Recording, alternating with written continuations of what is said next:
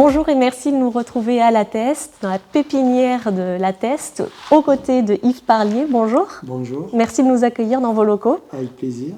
Alors on a souhaité vous rencontrer pour parler de Beyond the Sea, la société que vous avez créée en 2014, je crois. Oui. Comment est née l'idée de Beyond the Sea ? Alors l'idée de Beyond the Sea, c'est d'avoir quelque part pris conscience que d'une part les énergies fossiles que l'on consomme sont épuisables quelque part, et qu'en plus la conséquence de se servir de ces énergies fossiles, c'est l'émission de gaz à effet de serre. Moi, ce qui a été quelque part ma passion et mon métier, ça a été de faire avancer les bateaux avec le vent. Ça, je sais faire. Et en fait, c'est ce qui a toujours existé depuis on va dire 100 000 ans, on va dire. Et en 100 ans, le pétrole a tout balayé. Ça m'a paru évident qu'il fallait remettre du vent pour pousser les bateaux. Et j'ai commencé à réfléchir à cette problématique et je me suis lancé donc dans la traction des bateaux par kite parce que c'est pas pour remplacer le pétrole, mais c'est pour permettre en tous les cas d'en économiser une bonne partie. Alors on ne parle pas de n'importe quel bateau, là on parle de navires de marchandises. C'est quand même parle de n'importe quel bateau, parce qu'un kite il est capable de tirer n'importe quel bateau, et même autre chose que des bateaux. Donc nous on s'intéresse aux bateaux de toute taille. On a aujourd'hui des kites pour les petits bateaux de plaisance, qui est le Liberty Kite, en 10, 20 et 40 mètres carrés. On peut tirer déjà des bateaux jusqu'à 30 mètres de long. Et puis, on a le Sea Kite, qui est un système plus complexe, avec un système pour envoyer le kite, pour piloter le kite, pour récupérer le kite. Tout ça de manière automatique et mécanisée. Et ça s'adresse aujourd'hui à des bateaux de travail, à des bateaux de plaisance.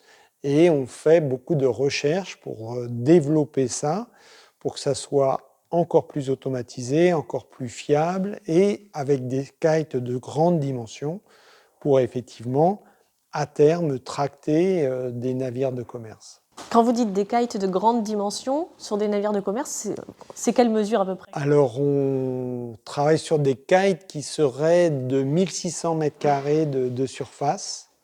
Alors 1600 mètres carrés, c'est grand, mais dans le ciel, c'est petit. Et surtout, quand on veut tracter un bateau qui fait 400 mètres de long, c'est une voile aujourd'hui d'appoint, en fait, qui va servir quand le vent a la bonne direction, la bonne force.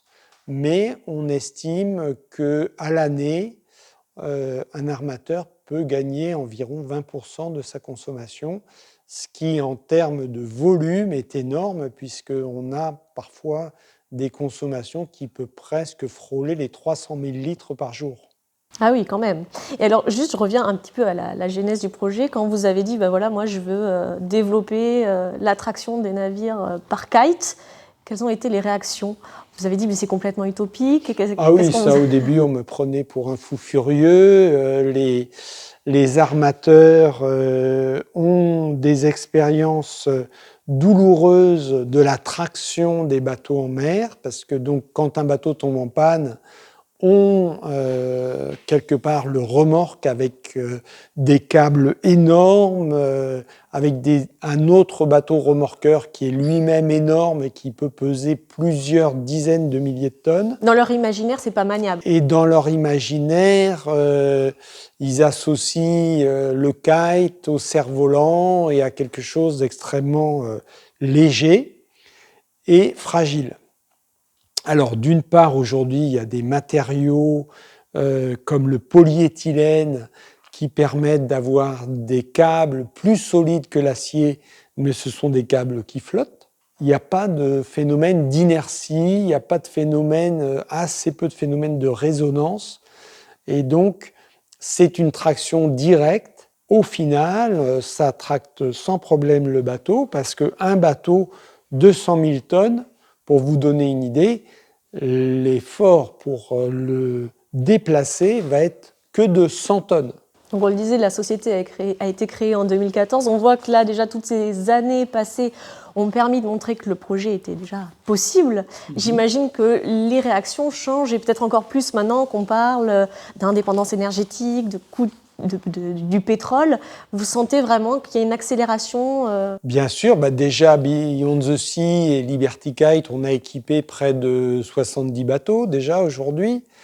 Ensuite, il y a l'OMI, l'Organisation maritime internationale, qui a déterminé une feuille de route. À partir du 1er janvier 2023, les navires devront émettre ce qu'ils ont émis dans l'année 2008, où les bateaux ont très peu navigué à des vitesses très lentes parce que c'était la crise.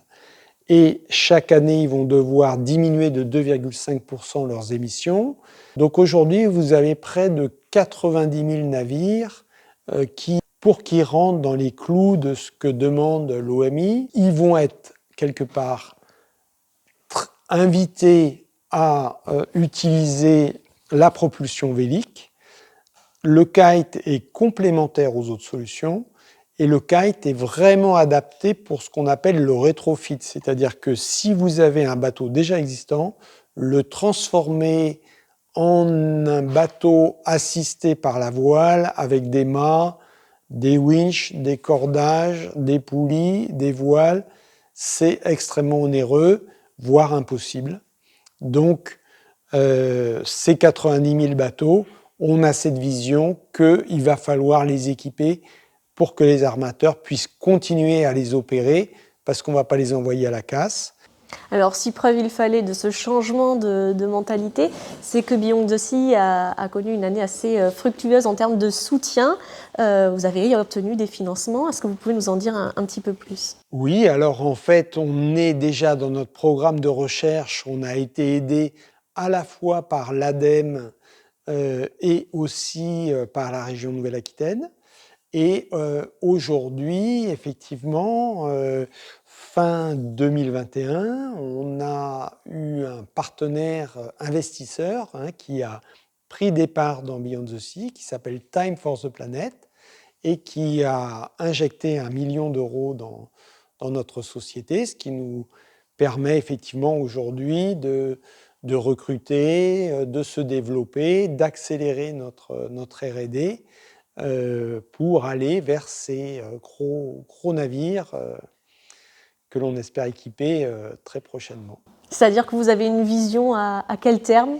Alors, donc aujourd'hui, on maîtrise la solution SeaKite dans son ensemble, mais pour des surfaces, je dirais, encore opérables humainement aussi, donc à échelle humaine.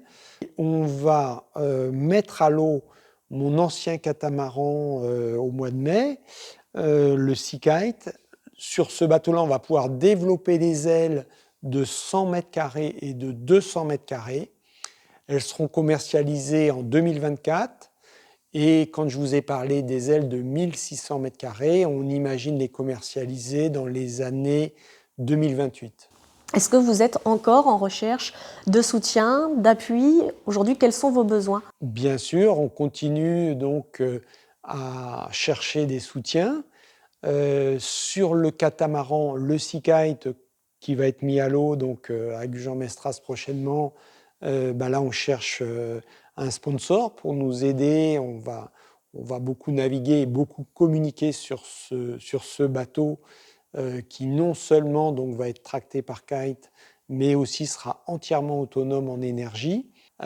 Et les solutions qu'on embarque à bord, on le fait en partenariat avec des sociétés de la région Nouvelle-Aquitaine. Je pense notamment à la société ADV Propulse et la société Herma Énergie, qui est ici à La Teste, à côté de chez nous. Et ces solutions, elles vont aussi équiper les navires de demain parce qu'elles sont vertueuses en énergie. Bon, j'ai bien noté le rendez-vous de la mise à l'eau du catamaran. Donc, Oui. Merci de nous avoir accueillis aujourd'hui. Et puis, on se dit à très bientôt pour suivre la suite de l'aventure. Eh bien, bien sûr, vous êtes les bienvenus. On vous attend, on vous tient au courant. Merci, à très bientôt.